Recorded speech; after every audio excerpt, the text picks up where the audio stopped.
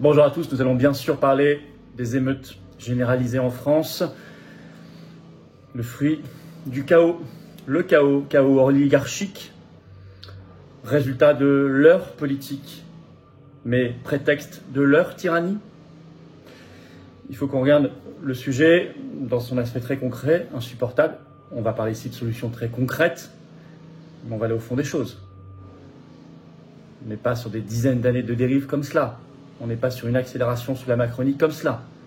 Et attention aux fausses solutions, qui seraient en fait le désir de l'oligarchie. De ne pas régler le problème de fond, mais de nous mettre sous surveillance, contrôle et flicage généralisé. J'y reviens dans cette vidéo, on repartira des faits bien sûr. On essaiera d'avoir aussi de la nuance, ce qui manque beaucoup. On n'est pas dans la caricature, on est dans l'action très concrète. C'est toute la différence entre la résistance totale et la pseudo-opposition politicienne qui dit les choses pour faire plaisir. Ça n'est pas notre jeu. On se retrouve d'ailleurs en direct ce vendredi 30 juin à 19 h sur cette chaîne. On parlera de ça, je prendrai vos questions bien sûr. Si vous avez des questions sur ce sujet-là, je les traiterai en direct. On aura toute l'actualité nationale et mondiale par ailleurs. Ça va être un très gros direct, très grosse actualité. Vos questions en direct, soyez là à 19 h ce vendredi 30 juin sur cette chaîne et ramenez du monde bien évidemment. N'oubliez pas notre grand rendez-vous. Samedi 8 juillet, ça approche, 14 h Paris, place d'Enfer Rochereau, manif nationale pour le Frexit. C'est pas sans lien, ça n'est pas sans lien. Un pays qui n'a plus sa souveraineté s'enfonce bien plus dans le chaos et bien plus victime des manipulations oligarchiques. Le Frexit, sortir de l'Union européenne, retrouver notre souveraineté de peuple est un enjeu essentiel. C'est aussi un enjeu de réconciliation entre les Français. Soyez là, amenez du monde, organisez-vous en covoiturage. Je vous attends le 8 juillet, bien sûr. Mais écoutez, moi je vous attends ici. Voilà, vous voulez la paix civile ? Ça fait partie de nos belles valeurs. La paix tout court, d'ailleurs, fait partie de nos belles valeurs. La souveraineté, la dignité, la liberté, l'esprit de responsabilité, l'amour de la France, notion interdite. Une humanité encore humaine, notion également interdite. C'est tout ça, les patriotes. Et c'est anti-oligarchique. Donc on ne sera pas dans les manipulations qu'on va voir ici. Anti-oligarchique de résistance. On n'a pas reçu un centime d'aide publique jusqu'ici. On n'a pas d'aide des banques. On n'a pas du système. Et on est le plus grand mouvement souverainiste et de défense des libertés de France. Et de la paix. Et de la paix civile. Alors je vous attends, dès maintenant. Remettez pas à demain ce que vous pouvez faire maintenant parce que l'oligarchie, elle ne remet pas à demain ses mauvais coups et ses attaques et ses manipulations. On se bat pour nous et les générations qui viennent. Et je crois que plus que jamais, elle nous le demande. Plus que jamais, elle nous le demande. Je vous attends. Vous serez bien accueillis. Vous serez mis en relation avec des gens qui pensent comme vous à côté de chez vous. C'est quand même merveilleux que ce soit en métropole, outre-mer ou à l'étranger. On est là. Comment on fait pour adhérer, réadhérer? C'est facile, c'est le premier lien sous la vidéo en description. C'est un lien également en commentaire épinglé. C'est une petite fiche qui va apparaître sur votre écran maintenant. Et c'est dans les dernières secondes de la vidéo un lien qui apparaît sur l'écran. Vous choisissez. Si vous n'êtes plus à jour, réadhérer, c'est le même lien qu'adhérer. Faire un don de soutien au mouvement, c'est le deuxième lien sous la vidéo en description. Ça permet de financer nos actions parce qu'on n'a pas reçu encore une fois 1 € d'aide publique jusqu'ici. Rien. Or, on le fait. Ça coûte cher. Le 8 juillet, il va coûter cher et tout le reste. Et les européennes dans moins d'1 an. Très cher. Voilà, c'est défiscalisé aux 2 tiers pour vous, l'adhésion, la réadhésion, le don. Si vous mettez 60 €, ça vous coûte que 20. Si vous mettez, je sais pas, 300, ça vous coûte que 100. Et plus, et moins, comme vous voulez. Adhésion, réadhésion, don. En plus, selon certains montants, allez voir sur notre site, on ajoute des avantages personnalisés pour vous sur l'adhésion, la réadhésion et le don. Allez voir, baladez-vous. En tout cas, vous êtes attendus. Bravo aux donateurs, aux réadhérents. Bienvenue aux nouveaux adhérents patriotes. Alors, émeute en France. Moi, je parle de chaos oligarchique. Je vais vous expliquer pourquoi. Et j'aime bien cette formule, résultat de leur politique, prétexte de leur tyrannie. Les faits. Bon, d'abord, on ne va pas dire que tout se passe bien dans tous les quartiers de France tous les soirs, même en dehors de cette affaire. Ça n'est pas vrai. Il y a trop souvent en France des problèmes d'insécurité, de violence urbaine, d'incendie, d'agression, etc. De trafic qu'on laisse faire. Donc, il ne faut pas non plus faire croire que tout est là, et puis avant tout allait bien, et après tout ira bien. Il y a un problème structurel à régler. Mais là, tout s'est enflammé avec, bien sûr, cette affaire autour de Naël, 17 ans. Donc, c'est le 27 juin à Nanterre. Il conduisait un véhicule, bon, déjà 17 ans, donc forcément sans permis. Là, c'est pas très clair d'ailleurs. On n'a jamais d'informations. Véhicule de location, comment a-t-il fait pour le louer? Bon, tout ça, on verra bien. Il avait fait des infractions au code de la route, notamment un piéton, un cycliste mis en danger, donc poursuivi par la police. Il l'a arrêté, mis en joue, marche avant, puis refus d'obtempérer, il repart. Et hop, et on entend sur une vidéo un policier lui dire « Tu vas te prendre une balle dans la tête ». Et ça tire, la balle part et Naël meurt quasiment sur le coup. Sa voiture s'encastre. Le policier est aujourd'hui en détention provisoire. Il a été mis en examen le 29 juin pour homicide volontaire. Bon, Voilà les faits. Dès le soir même, premières émeutes d'abord à Nanterre, dans sa ville. Et puis, dès la nuit du 28 juin, expansion, généralisation un peu partout en France. Et encore une extension le 29 juin, la nuit qu'on vient de vivre quand j'enregistre cette vidéo, avec des villes qui jusqu'ici avaient été à peu près épargnées comme Marseille et Paris, maintenant sont touchées également. Beaucoup plus par ailleurs de pillage de commerce en plus. Et beaucoup de petites villes, un peu partout en France. Attention, c'est pas du tout que les grandes villes, ni que la région parisienne. Alors, il y a eu beaucoup d'emballements. C'est d'abord ce qui est problématique dans cette opposition qui n'est là que pour essayer de faire de la démagogie vis-à-vis de ses propres électeurs, ou ce qu'elle pense être ses électeurs, ou ce qu'elle voudrait de ses électeurs. On a eu des discours soit 100% complètement anti-police, la police tue, enfin tous dans le même sac, soit 100% pro-police et aucun policier ne peut jamais faire aucune mauvaise action. Je suis désolé, moi je suis dans aucun de ces discours. C'est aussi idiot que pendant les Gilets jaunes où on disait « Ah non, la police a raison de d'éborgner, de tirer, etc. » Ou alors « Ah bah non, toute la police est coupable, etc. » Non. Là, moi je ne vais pas conclure avant l'enquête, mais le jeune Naël n'avait pas à conduire. Il n'avait pas à faire un refus obtempéré, mais en même temps, l'acte du policier, le tir du policier, pour l'instant c'est ce que dit le procureur, on verra bien l'enquête, il a un avocat, on verra bien, mais ça semble pas hyper conforme par rapport aux règles, pour l'instant, aux règles d'emploi d'une arme. Bon, il nie de la loi de 2017 qui régente tout cela. Ça ne justifie, ceci dit, en rien des casses et des émeutes le soir même, puis dans les nuits suivantes un peu partout en France. Ça ne justifie pas de brûler des écoles, des mairies, des commissariats, des médiathèques, des crèches, ni des tirs de mortier sur des habitations, ni de s'en prendre à des pompiers qui viennent éteindre les incendies, ni de brûler des tramways, des bus, ni de piller les commerces. Non, et tout le reste. Et ça ne justifie en rien tout cela. Bon. On est sur une très grande violence. Beaucoup de témoignages commencent à dire c'est au-dessus des émeutes de 2005. Vous avez par exemple sur RMC le 29 juin, vous avez intervention de l'auditeurs de Roubaix qui disent des scènes de guerre, c'était l'apocalypse, je cite. À Nanterre, quelqu'un dit du jamais vu. Bon. Alors il y a eu d'abord, avant de venir au fond, manipulation, solutions, etc., il y a eu une série d'indécences dans cette affaire. D'abord, honnêtement, la minute de silence à l'Assemblée nationale, le jour même, elle n'est pas dictée par la sincérité, elle est dictée par la peur, par un État qui tremble, qui se dit je vais me mettre à plein ventre, parce que tant de victimes n'ont pas eu droit aux minutes de silence. Je vais me mettre à plat ventre pour espérer acheter la paix. Généralement, les signes de faiblesse ne fonctionnent pas. D'ailleurs, ça n'a pas fonctionné. Ça a choqué. Ce qui choque aussi, c'est les comparaisons. Quand la jeune Lola a été massacrée le 14 octobre 2022, le fait même simplement d'en parler ou d'organiser, j'y étais, un rassemblement très pacifique, silencieux, juste en soutien à la famille, était vilipendé par la presse et par le gouvernement, comme de la récupération.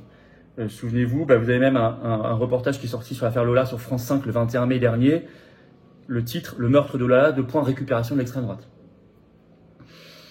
Alors qu'il y a eu beaucoup de dignité, aucune violence. Et que c'est normal de parler des choses pour que ça ne se reproduise plus jamais et essayer de trouver des solutions ensemble. Pareil, le drame d'Annecy, plus récent, le 11 juin dernier, ces bébés poignardés, tout de suite, vous n'aviez pas le droit d'en parler. Mediapart, le 11 juin, sortait déjà un article, drame d'Annecy, une ville face au venin de la xénophobie. Bon. Là, toutes les indécences sont possibles. D'autres indécences, d'autres choses qui ont choqué lors de la marche blanche le 29 juin à Nanterre. Le comportement de la mère de Naël a interpellé beaucoup. Après, moi, je ne rentrerai pas là-dedans. Je suis une maman qui vient de perdre son seul enfant. Dans quel état est-elle? Comment fait-elle pour supporter ça? Que se passe-t-il vraiment dans sa tête? Vous voyez, je vais garder l'humanité de ne pas commenter. Mais certains ont vu les images, ont été choqués. En tout cas, ce qui est plus notable, plus politique, et là je vais le commenter, je vais y revenir dans un instant, c'était la présence sur le char principal d'Assa Traoré. Et ça, attendez, là on est dans la politique pure, parce que je vais revenir, je vais vous rappeler des choses là-dessus, et là on est dans la manipulation oligarchique, on le voit bien. Macron, ce qui a choqué aussi, indécence, ça fait 2 soirs qu'il n'est pas là. Le soir du 28 juin, première grosse émeute, il est en concert à l'hôtel Accor Arena d'Elton John, pendant que la France crame. C'est Néron, quoi. Et là, ce soir, le 29 juin, il est à Bruxelles, à l'étranger, pour un sommet européen. Il va revenir pour une réunion de crise interministérielle à 13h, ce 30 juin. Alors, l'oligarchie crée le chaos par ses politiques. C'est là qu'on va en fond de choses aussi, quand même. Que voit-on? Que voit-on? Plusieurs dérives auxquelles il faut mettre fin, mais qui sont créées et voulues par l'oligarchie. D'abord, on ne va pas tourner autour du pot, une immigration massive voulue et organisée. On voit bien qu'il y a un lien avec des quartiers de très forte immigration, avec des gens, certains sont parfaitement intégrés, assimilés, il n'y a pas de souci, ils condamnent les émeutes et ils n'aiment pas cela. D'autres ne le sont pas du tout. Et on ne va pas faire croire que ça n'existe pas, ça existe, c'est massif. Mais c'est voulu, organisé par l'oligarchie, je m'explique. Quand vous appartenez à l'Union européenne, à Schengen, à la CEDH, je l'ai dit 100 fois sur cette chaîne, vous ne pouvez pas maîtriser votre politique migratoire. Vous ne pouvez même pas avoir un débat serein sur le sujet, puisque vous n'avez pas les manettes et qu'on vous en impose toujours plus. C'est tellement vrai que sous Sarkozy, qui s'était pourtant fait élire sur une régulation forte, il y en a eu plus officiellement que sous Jospin, qui était avant, qui était pourtant socialiste, et sous Emmanuel Macron, il y en a encore plus, et c'est le record. 2022, les chiffres, 316 174 titres de séjour, plus 11,8% en un an, record absolu de la Ve République. Les chiffres sont sortis officiellement par le ministère de l'Intérieur ce 22 juin. Ils sont tout frais. Mais c'est aussi voulu organiser quand on fait des guerres, les guerres de l'OTAN, les guerres de destruction, par exemple en Libye, de déstabilisation. On sait ce qu'on fait. Ils savent ce qu'ils font au niveau oligarchique. Pour faire baisser les salaires, pour déstabiliser les nations, pour déstabiliser les modèles sociaux, pour déstabiliser les identités culturelles. C'est fait pour ça. C'est un mode de gestion mondialiste, l'immigration massive. C'est pour ça que tous ceux qui, sous couvert d'humanisme, défendent ça, ne sont pas humanistes. Parce que ça n'est bon ni pour ceux qui partent, ni pour les pays détruits, ni pour les populations ici, ni pour notre peuple. Ni pour personne. 2, au-delà de cette question, il y a en France, clairement, on a laissé une voyoucratie, un caïda, qui n'est pas ciblé, se prospérer, des trafics aussi. Regardons ces dernières années, à quoi ont été massivement employées les forces de l'ordre, police, gendarmerie en France? À contrôler des passes sanitaires et des passes vaccinaux par dizaines de milliers. Pendant des mois, les policiers ont été employés à ça, les gendarmes. Fâcher des QR codes sur des terrasses, etc. Vous vous en souvenez? À contrôler des masques au-dessus du nez, en dessous du nez, il y avait des amendes.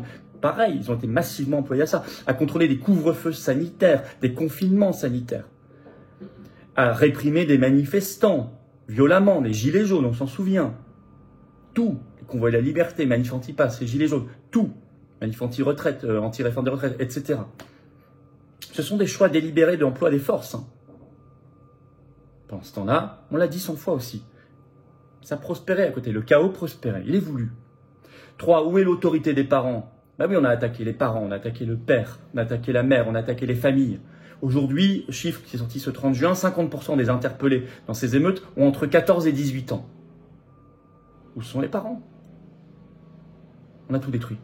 4, chaos oligarchique organisé, un pays fragmenté, un pays détruit, notre France, désuni, notamment par 2 choses, la perte de sa souveraineté populaire et nationale, ce qui est essentiel. Un pays qui n'a plus les manettes, c'est un pays qui tourne en rond, qui ne se projette plus, qui rumine, qui se déteste.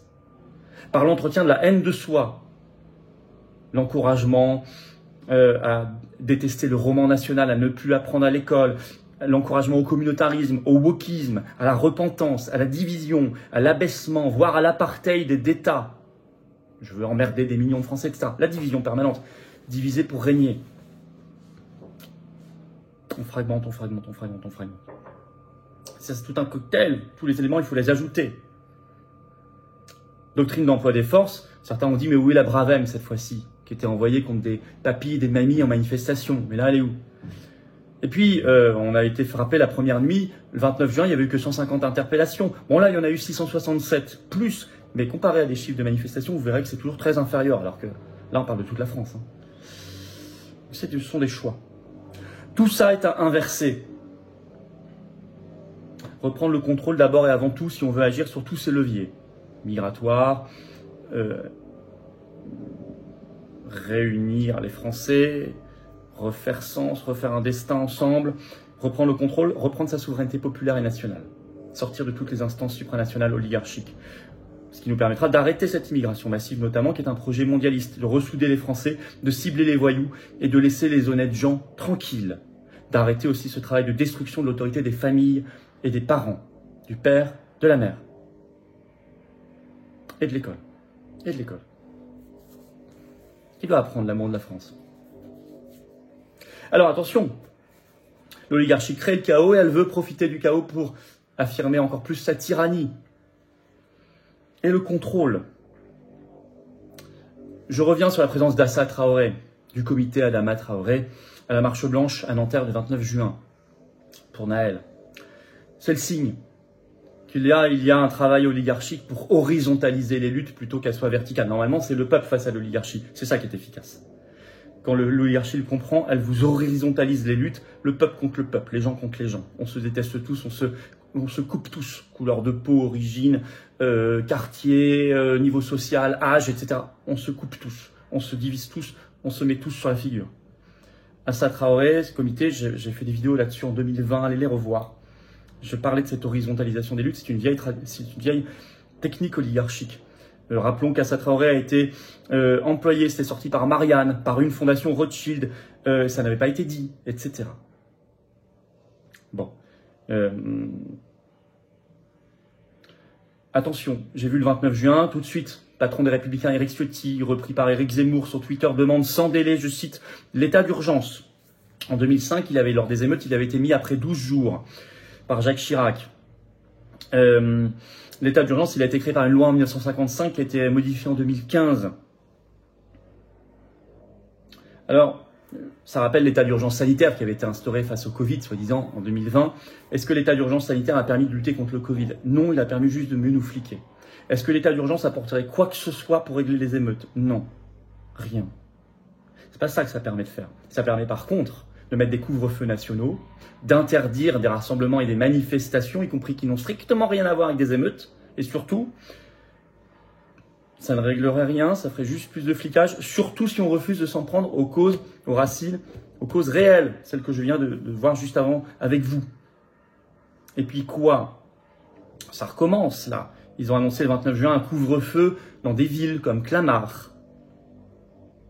On va revenir sur tout ça, sans régler les problèmes de fond, mais ce sera juste du flicage. Hein. Ce sera juste une extension de la tyrannie oligarchique sans régler aucun problème. Mais on aura profité d'une crise pour accroître sa tyrannie. Parce que regardez, écoutez, je vous lis le site officiel viepublique.fr sur l'état d'urgence que ça permet. Ce régime d'exception, c'est écrit dessus, hein, je cite, permet de renforcer les pouvoirs des autorités civiles et de restreindre certaines libertés publiques ou individuelles. C'est ça. Il autorise le ministre de l'Intérieur et les préfets à décider notamment l'interdiction des manifestations, cortèges, défilés et rassemblements de personnes sur la voie publique. La mise en place de périmètres de protection pour assurer la sécurité d'un lieu ou d'un événement. L'interdiction de certaines réunions publiques, la fermeture de lieux publics et de lieux de culte, des perquisitions administratives, la réquisition de personnes ou moyens privés, le blocage de sites internet, des interdictions de séjour, des assignations à résidence. Vous voyez ce que ça leur permettrait? Et puis quoi après? Article 36 de la Constitution, l'état de siège, si ça ne fonctionne pas, c'est-à-dire pouvoir de police exercé par l'autorité militaire. Puis quoi? Les pleins pouvoirs, article 16 de la Constitution.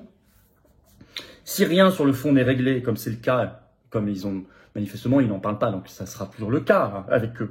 Ce sera juste une dérive liberticide et tyrannique de plus. On a vu, je vous ai parlé de couvre-feu dans des villes, déploiement cette nuit du 29 juin du RAID, j'ai vu, du GIGN, de la BRI. Glissons vers ça, état d'urgence, état de siège, plein pouvoir.